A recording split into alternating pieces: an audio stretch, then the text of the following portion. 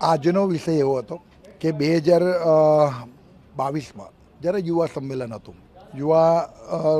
મારા તમામ કાર્યકર્તાઓનો જે યુવાનોનો ઉત્સાહ હતો એને અનુલક્ષીને મેં એવું કહ્યું કે ભાઈ તમને લોકોને આગળ કરવાના, હું જ્યાં સુધી છું ત્યાં સુધી મારી જોડે ને જોડે બીજું પેરેલલ નેતૃત્વ ઊભું કરવું એ મારી ઈચ્છા છે. હું 2027ની ચૂંટણી નથી લડવાનો અને એ વાતે પણ આજે હું અડગ છું. આજે મેં ખાલી એટલું જ કહ્યું આજના દિવસમાં કે કોઈ પણ વ્યક્તિ હોય ચૂંટણી લડવાથી, જીતવાથી કે આ બધા હોદ્દા મેળવવાથી લોકોના દિલમાં નથી રહેતો.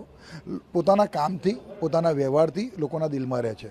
એટલે હું જ્યારે 22માં બોલ્યો છું, આજે હું બોલું છું કે હું 27 નથી લડવાનો. તે છતાં પણ પ્રજા મારી સાથે કેમ છે કે હું પારિવારિક એમની સાથે જોડાયેલો છું, એમના સુખ દુઃખનો હું ભાગીદાર છું અને ભગવાનને પ્રાર્થના કરું કે હું જીવું ત્યાં સુધી આવી રીતે એમના ભાગીદાર તરીકે રહું. પણ આ ડેરીમાં તમે લોકો જીત્યા છો, મારા ઉમેદવાર જીત્યા તો બિનહરીફ થાય છે, સત્તાવાર જાહેરાત બાકી છે સાવલી ઝોનની. અમારા સુરપાલને પણ બહુ સારી પરિસ્થિતિમાં છે, પાર્ટીએ પણ એને ટેકો આપ્યો છે. પણ મેં એમને એવું કહ્યું તમે આવનારા દિવસોમાં ડિરેક્ટર થાવ ત્યારે લાખો પશુપાલકના હિત સાથે જોડેલી આ સંસ્થા છે.